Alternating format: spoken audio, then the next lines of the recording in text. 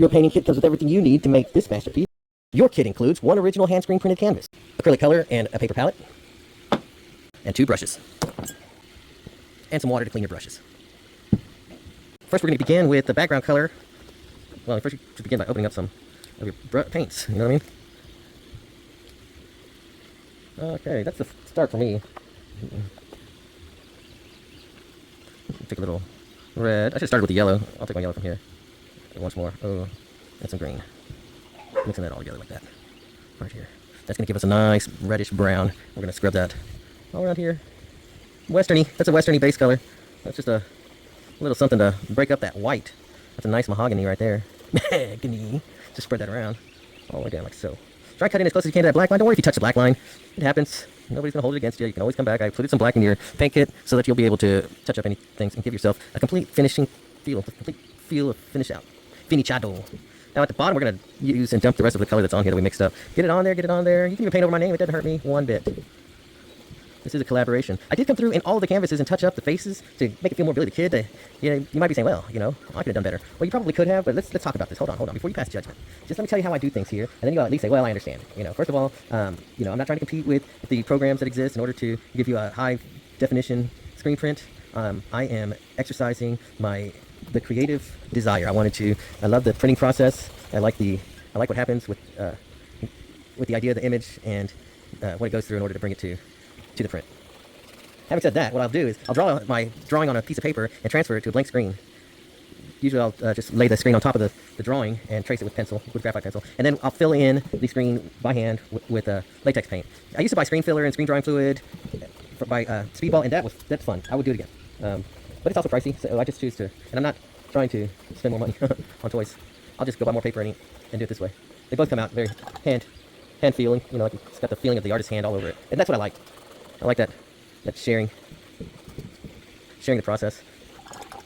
Not removing the artist from the work, which happens, unfortunately, when you, well, it doesn't happen because the graphic designer, I was going to say when you begin using graphic design programs, computer programs, you really don't eliminate the human influence. But you do have a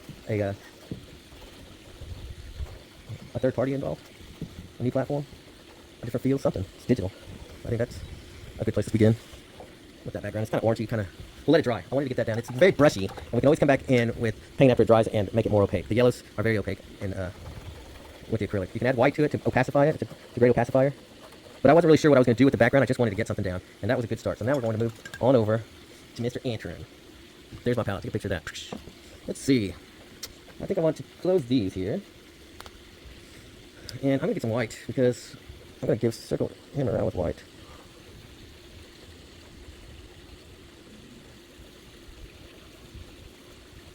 And I'm not real worried about, staying outside of the Billy form.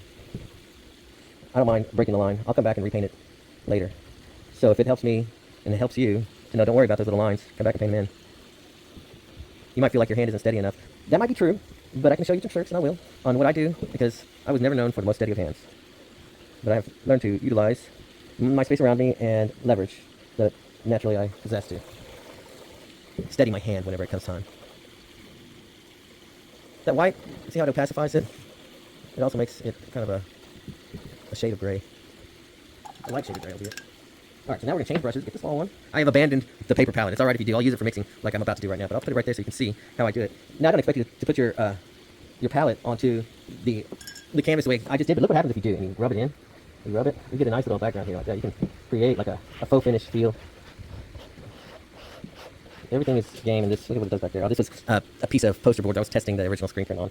Whoops, you just saw behind the scenes. Kitty, just move my.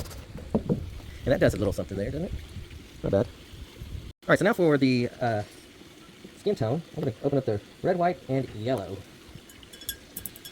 Begin with some yellow. I already have some white down on the palette. Just a touch of red. It doesn't take much. And I have a little bit of red still on my palette, so I'm going to borrow from there. Actually, I probably need more. Still got more red. Put that down there. Stay away from where we're at. Got a nice little color going right there, so we're going to take that. Actually, it needs to be lighter, so we're going to take some more white. Put that down there. Try that again. Oh, where did that come from? I must have accidentally picked up a big glob of red. Oh no, look at that. Oh no. It's alright. Don't panic. Don't panic. I'm coming in with my other brush. I'm removing whatever I can. Cleaning it off. Cleaning it off. That's all right. That's all right. Just red. It's just red. There's red in everything. We're just gonna spread that around to his fancy little scarf there. A little bit in his jacket. All right. It kind of helped. It helped to free me from whatever I was doing to myself there eventually. Thank you, red. Thank you, mistakes. Okay, so I just did that.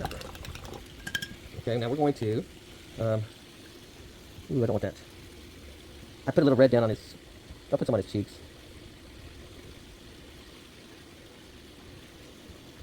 Okay.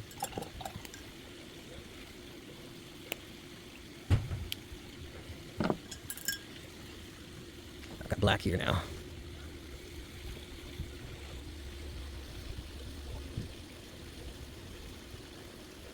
Just feeling that hat right there. I'm holding my breath as I do it because it really is a narrow pass.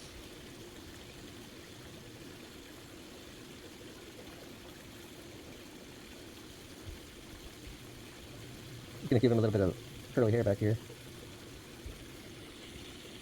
I'm gonna pick up a little red, a little yellow, and mix it with whatever black is on the brush and create a brownish color for his holster and belt, such highlights there, or the dark lights, shadows, whatever you want to call them, technically. All right, cool. Good. Now for the pants, I'm going to open up my green, little white, and some blue. Don't get too excited. Unlike me, please clean your brushes. Keep your colors free from contamination of other pigment. I ruined my white, but it's all right. I'll scoop it out the best I can, anyways. We're going to take white. Now I'll clean my brush. I don't want to do that again. Dry it. Grab some green, and then a little blue. I didn't clean it, but it's all right. That is going to make the color I want to use for his pants. I'm going to use a little white to make it a tone.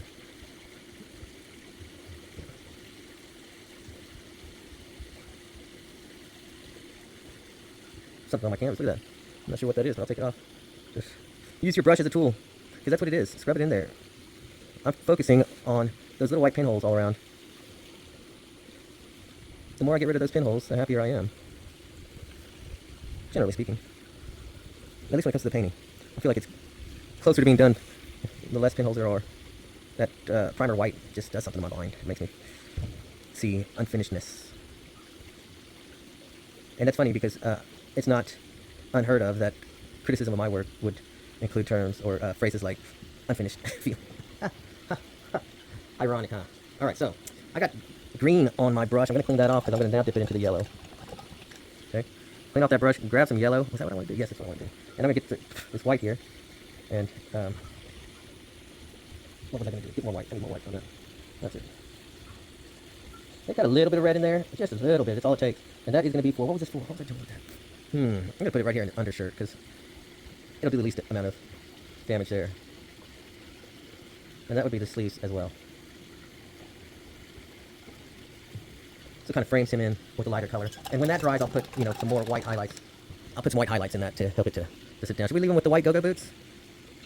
Probably not. I'm going to mix up this color here, and it's just the yellow, the green, and the red with the white. And it's like came out grayish brown color. Like weathered leather. Scrub boots made for pushing their way through the brush of the desert Southwest, the high desert of New Mexico. Let's see, let's do something with that vest. I'm going to do some blue. Putting blue down on my palette there. Cleaning my brush. I'm going to get some white. A copious amount of white. Just a little bit of that blue that I put down there. That is enough. I want to add some red to that. Let's get some red. Where's my red? Oh, it's right here on my palette. Haha, red. I'm making a purple. That's what I'm going for. Going for purple, so I'm going between the red, the blue, and I'm adding white. I want a purplish kind of color. More red, I'm figuring more red. Oh, that's a lot of blue. Alright, let's put it in there. Like a plum. A deep plum color right there.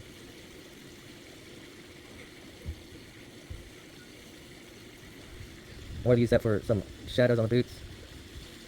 Maybe on the gun handle too, and around the belt. Heck, I'm even going to touch up the rifle with some of that. That's a good deep color right there. Touch up the area around where you're standing, give some shadows. A little bit of depth to the work.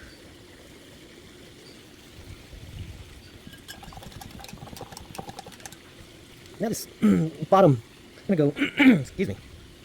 Now, just to brighten things up, I'm gonna take straight yellow from, put it down right in there.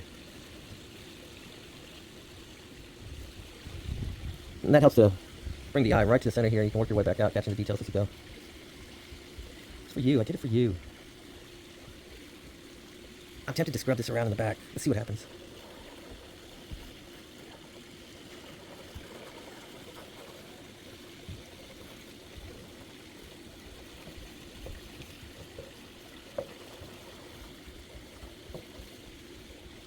Okay, I can live with that. I think I'm gonna get straight white. Give him some highlights on his shoulders, on the shirt.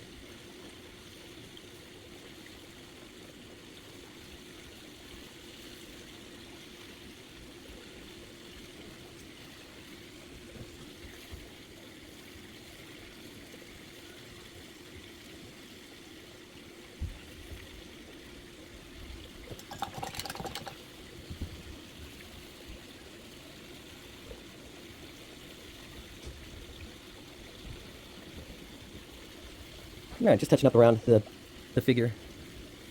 Not being too much in a hurry. Feeling the tip of my brush on the canvas.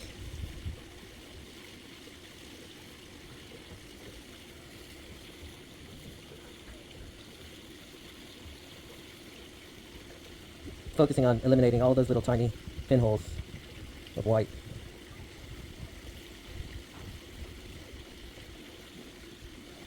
All right, now the stock of the rifles are going to be red and blue. I'm going to mix that together and get a real dark color, and then some yellow in there will make it feel a little bit organic.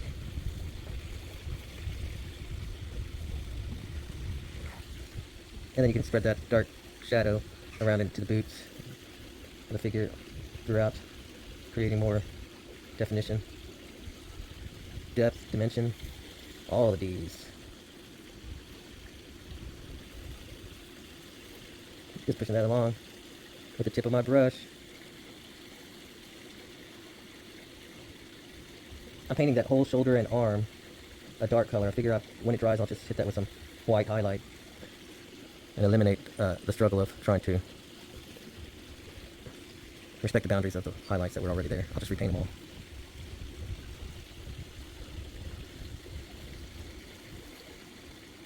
And so it feels a little weird right there in that shoulder, but the full intention is coming back and bringing some resolution to that.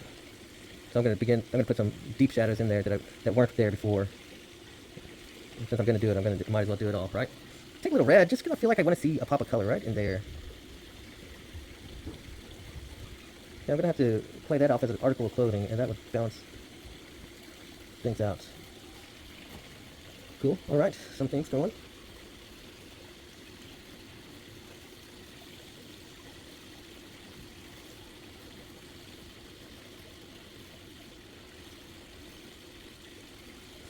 And I'm softly adding a little dark color to the pant.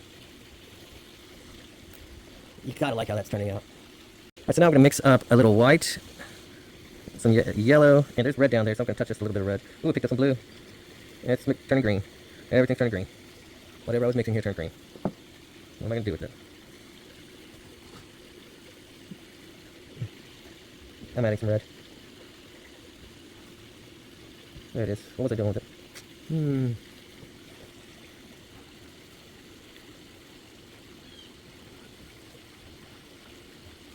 It's a nice brown, so I'm putting it at leather areas, boots, belt, wood of the handle of the gun, and some of the edges on the rifle stock. And then a little bit on the hair of Billy. And then I'm cleaning off the ferrule on the holster of the gun.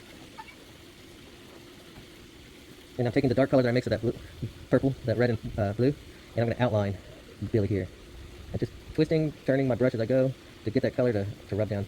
So I do that one pass. That's how I do things with the lines. With one pass, I'm spinning my brush as I'm pulling it down the surface of the canvas. And I'm going to try to get rid of these pinholes. They bother me. I don't know how well they come across on your screen, but there's these little tiny pinholes. They just keep me irked. Gotta get them. Doing the edge of that, and then the edge of my rifle. Alright. Some shadows under the boot. In between his feet.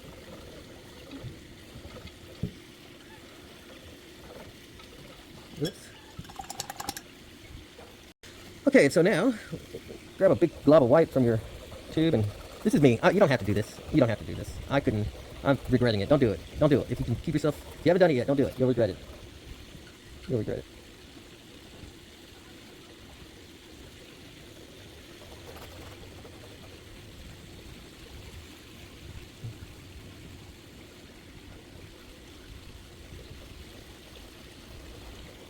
I'm turning it out for the better, you know. I always do that for myself. Get myself in a bad situation, just keep spinning my brush until it comes out right.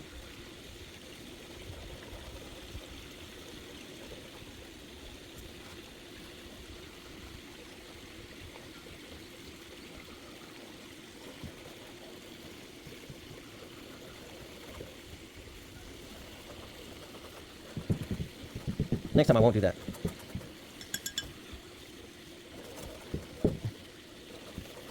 I just picked up whatever color was on my palette just to get it all the way across the canvas on both sides. Finish out that white that I just did by fading it into everything that's around there. You might like it. You might like what I've done. Right now, I'm working on it. I'll like it when I'm done, I'm sure. But for now, that's where we're at.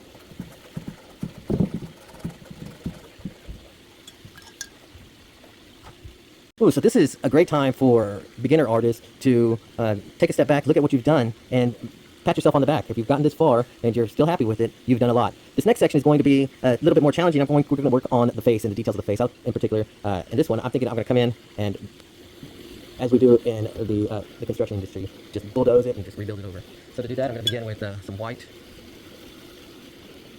some red, and of course some yellow. My go-to flesh tones. The flesh tone it, and I'm gonna get more white out there. Here's what it looks like on my palette, and I don't even know if this green is still active, but it might be. I'm getting a red in here, and I'm making a pink. Just gonna get a little yellow. That's good. Maybe that was a little bit active. We did some preliminary paint already. This is a lighter shade. That's what I wanted. Billy had a long face. Billy had a long face. It was pale and rough and old.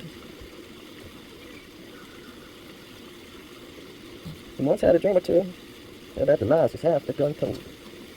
Billy had a long face. It was just a kid. I'll paint that down. Good start, in my opinion. Now I'm going to do a little touch on the thumb. And the hand.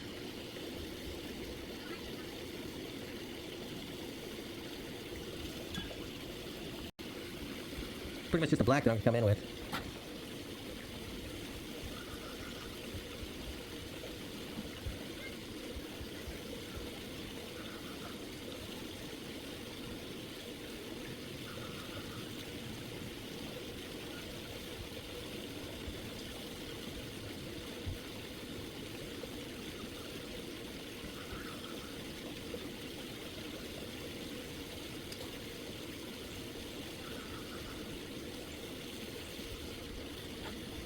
I got down close on that one.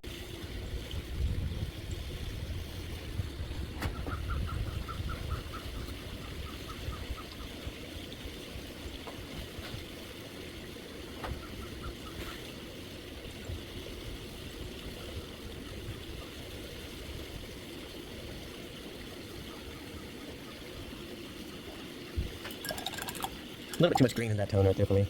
I have to